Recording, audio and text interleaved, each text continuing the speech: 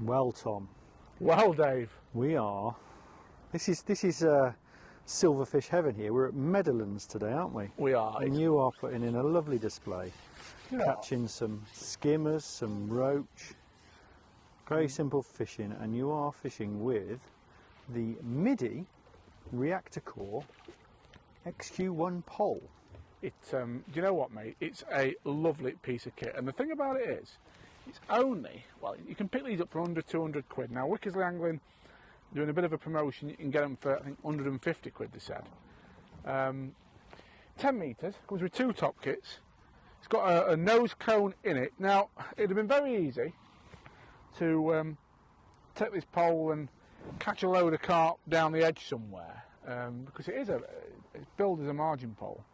But I'll be honest with you, I thought what we're doing with it today is a little bit more of a test, because for silverfish fishing, especially at the full length, we've got it out at 10 metres here, that's when you need your responsiveness, that's when you need your action, and that's when really quality poles shine. But we've done a bit of work lately where we've shown, you know, some budget tackle, budget feeder rods.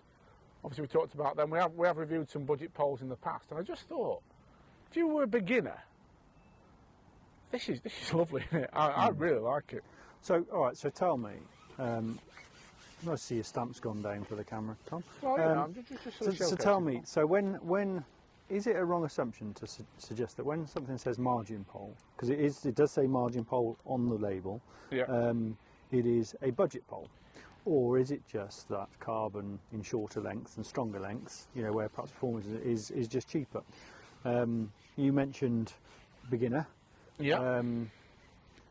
What does a pole under 200 pounds at 10 metres, that's obviously strong, Yeah. but comes with a limited amount of kits? What's the market for that pole? Is it your beginner, like you say, or is it the angler that wants a spare pole just for what you said about earlier, about bagging loads of big carp down the edge and doesn't want to risk their own expensive pole? What is it? What's the market for this pole, Tom? I think it's all those things and more, mate, really, isn't it? I mean, listen, the way I see it, when I started fishing, I didn't sort of see myself so much as a out-and-out carp angler. I literally went into a shop and said I got 200 quid to spend, or less actually, I think it was, and I bought what I could afford with that money. And I know in Wickersley Angling it's very much the same. They get people going in there with a budget to spend on a pole. Now, it is easier to make stronger poles cheaply than, you might say, more high performance poles, because the amount of resin in the pole is greater. So in a cheaper pole is more resin and less carbon. That makes it stronger and heavier. So it is more suited to margin work. From a marketing point of view as well, like, it's an old truth in fishing that if you say something's a carp pole, it reassures the customer. If you start saying it's a all-round pole or a silverfish pole, I know brands have done it in the past, and from what I've been told from retailers with limited success, as soon as you start saying, oh, this is an out-and-out silverfish pole, people assume that it's not so strong. The two words, like say carp and silverfish, it is very much segregated in that sense, isn't it? And, absolutely. It's weird how the market works like that. But so what we're saying is we've got a pole here that is very affordable. Yeah. As you can see here, it's working fine. Obviously, we're limited to 10 metres, but for a lot of anglers that would be plenty anyway. We're using it at its full length, which, as we know, doesn't matter whether it's a top of the range pole or a budget pole, they're always better with a section off or two sections off. So if you fished a lot in the 7 to 8 metre range, you've got a pole that's very usable. Yeah. I mean, it's only 10 metres, so it's never going to be that unusable as it is. But it's doing what you want it to do, isn't it? Listen, I could fish with it. Honestly, Dave, I could sit here and fish with this all day. It's so nice. It's not as light as my pole. I mean, my pole is, God, what would it be? 30 times as much as this if you were buying it. But I could sit and fish with this at this length all day long. The finish is nice. does feel strong as well, to be fair to it. Really Okay. strong. So let's look at the finer details then. So what does this pole come with? It comes with two tops. Two tops, they're both ghost sort of short kits, I call them. Would you say Yeah. that's a fair description? So is that what we, you know, have we realised now within sort of pole manufacture or pole sales that really those kits, you know, do us for the majority of, you know, a shorter kit with a strong elastic or a shorter kit with a light elastic like we've got today. It doesn't need to be more complicated than that, does it, from a storage point of view? I think this is where it gets quite interesting about the whole margin thing, doesn't it? Because to me, I wouldn't really want to use a short top kit for edge fishing. I'd want a bit more elastic than you probably get in this, which lends me again to think this is probably more of a all-round pole, more of an all-round commercial pole. If you put like a black hydro through that, you'd be able to land carp of all sizes. If you were saying to me, right, Tom, set this pole up for out and out edge work, I'd probably say let's have a look. I mean, yeah, we've got a perch that's took it a bit down the throat. Let's just get this hook out and I'll just show you the length of this top kit. That's had it down. That's come on. That's nattering to you and not watching me float, pal. I'm blaming that on. Yeah, you've got to blame something, Tom. Oh, listen, I'm a master of it. 37 years of making excuses, pal. You know me. Come on, little fella. Don't know what I was doing. I must have been asleep there not to see that bite. Yeah, so let's look at the length of this top kit. How tall are you, Dave? Oh, 6'6", something like that. No, so that's at least 3 foot long. I reckon I'm 5'8" at a Well, push. that top kit's 5'9" long then. So it's a very, very short kit But- for edge fishing, but perfect for high performance long pole fishing. But the other thing is now that I think what we've discovered is that these short kits, because obviously they don't have a join, they're very strong. And I think also from a beginner's perspective, like you said, you know, there's no you haven't to worry about sort of taking this apart, folding it, storing it properly. You can leave your rigs on. You can leave your rigs on. It's very simple, and let's say these are very strong. You're going to get less broken top kits, and I think Have a little go. Have a cheeky little go, pal. I want to catch a skimmer, Tom, because you've not really No, excelled here, have you? don't be like that. I cut you a fish every single put in. Yeah, not the fish we want to see. Get the old mic in the pocket. So I noticed as well, by the way, that's got a little point there where you can drill and put a puller kit in. Yeah, and that's the other side. I suppose it's whether you get an involvement from the shop you buy it from, or the retailer you buy it from to do that for you, or you've got that option. You don't have to do that, do you? No. You could just have a simple puller bung up it, but it's certainly the options there. So it's supplied 10 metres. It's supplied with two of these Two of these, white kits. and they're both the same rating, everything. They're not different in any way. They're both the same. There are no bushes, or it's not pre-set up as some kits are, though, is it? It comes, Yeah. You have to put your own bushes in and elasticate it yourself. Do you think that's something that for the market it's aimed at that it should have? Yes and no. I'll tell you what, mate. It annoys me when you buy a pole or see a pole promoted that's pre-loaded with bushes that aren't very good. I'd almost rather it come like this, because a lot of good tackle shops, and again, I am going to use Wickersley Angling because that's my local and the one I use, they'd set that up for you. You know, they put you whatever bush you want, whatever elastic you want in it. So, and let's face it, 200 quid, you know, 150 to 200 quid, depending on where you get it from, what you pay, you are a bit beyond just the starter market, aren't you? So somebody might come in with their own idea of what they want in that. So I quite like the fact that it's... Yeah, I see what you mean. Yeah, that it's not always a good thing to have everything completely ready to go. That's another perch, that. You said you were going to catch me a skimmer and you've got a Yeah, perch. but you know me, Tom. I have to build my way into these things. Oh, right. I've literally just sat. You know, it's the first time. This is my first fish on this venue. I've never fished here before. You know, when I get home tonight, I'm going to rip my girlfriend's knickers off. We've been digging in all morning. Really digging in round the back. Awful. I do hope we'll be editing that, Tom. That was an awful joke. You like that? I thought that was quite good. Can't edit that.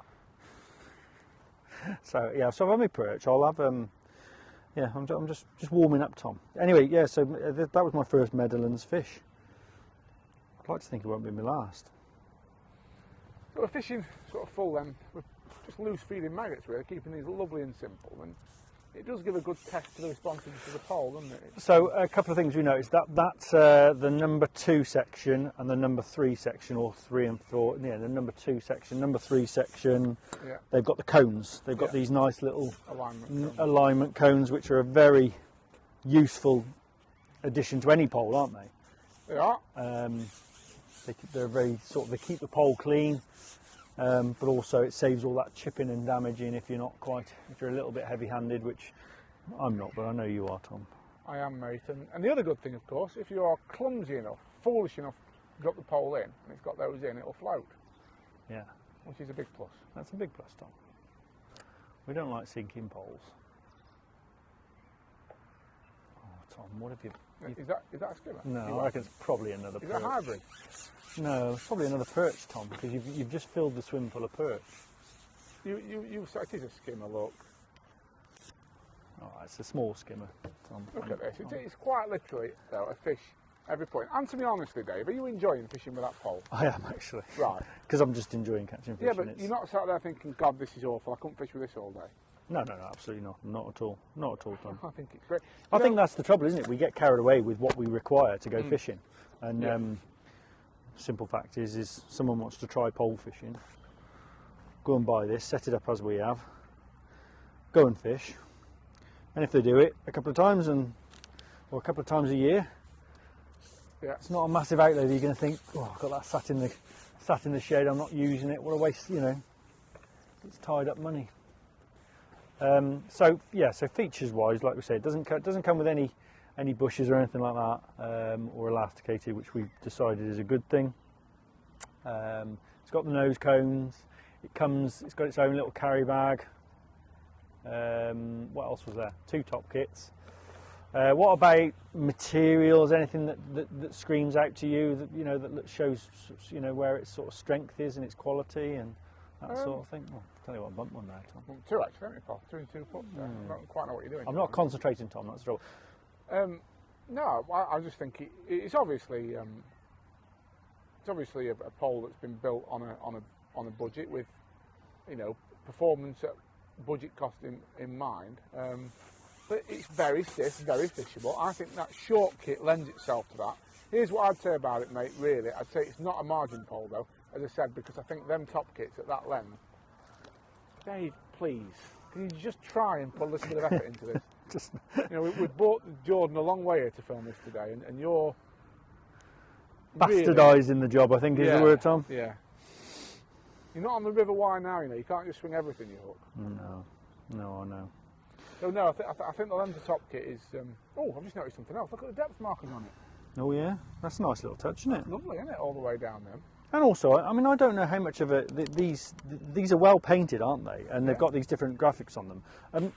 Obviously, no matter what pole you have these days, you seem to have these painted top kits, these ghost kits or whatever in that. I mean, there's some cost involved in that, isn't there, in producing those? It's not like they're just producing black carbon and out it goes. No. So it's not lacking in manufacturing touches, is it, or costs? No, not at all. Yeah. I think it's obvious. There's a little bit, well, not a little bit, a lot of effort and thought gone into it. We've got, as we said, them sort of precision points on the top kit, white top kit. You've got your bushes, your nose cones supplied. It's a nice skimmer. Comes in a bag as well. It's worth saying comes in a carry bag. Yeah, and like I say, with a pole like this as well, I don't feel like you need to, because they're strong poles, I don't think like you necessarily need them heavily protected in that sense. I think in that bag alone on its own would be fine, as long as you're not stacking things on top of it. Yeah. I think it'd be good. Yeah.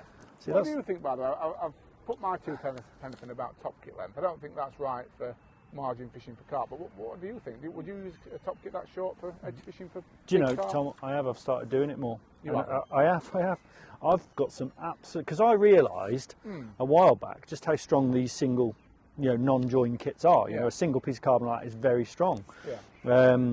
And you can do a lot with them. And I've got some really, filthy elastics, Tom. Like sort of, like an 18... what's the... trying to think what the Preston one is. It's a Duraslip. 19 Duraslip. I've got through one of these sections. And I'll tell you what, it doesn't, you know, where the fear is that you're going to hook carp, they're just going to bottom it out straight away. But actually, I find they don't know they're hooked half the time. You literally just sort of, as long as you're steady with it. And I've found I'm getting fish in a lot quicker. It's really interesting because I've found the exact opposite of one-piece kits. Even for F1s, what I do now is I buy two-piece short kits, so you get a bit of a bend in the middle of a section when you're playing fish. You know, so you've got a bit of give when you're playing it. Right, okay. That is interesting. But people use the one-piece one. Shall I tell you what it is as well? And obviously I'm not going to demonstrate it here with skimmers, but I find with the short kit, if you've got a fish that's pulling it, you can just point it at it. Yeah.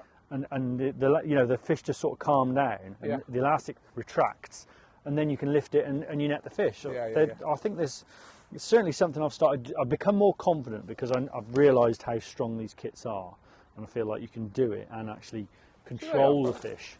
So that's a difference in opinion. So Dave would happily use that with heavy elastic for big carp. Before we sign off on this video, I just want to talk a little bit about Middy, because rumours flying around the trade were that they were for sale and they were bought, and I've just spoke to a mate of mine, and you'll probably know him yourself, Dave. Craig Kent, have you passed it across? Yes, I've come across Craig. And he was telling me that he's actually bought Middy. I thought you were going to say you bought it, Tom. No, hey, they're not far from me, Chesterfield. I almost a stone's throw from where I live, to be fair.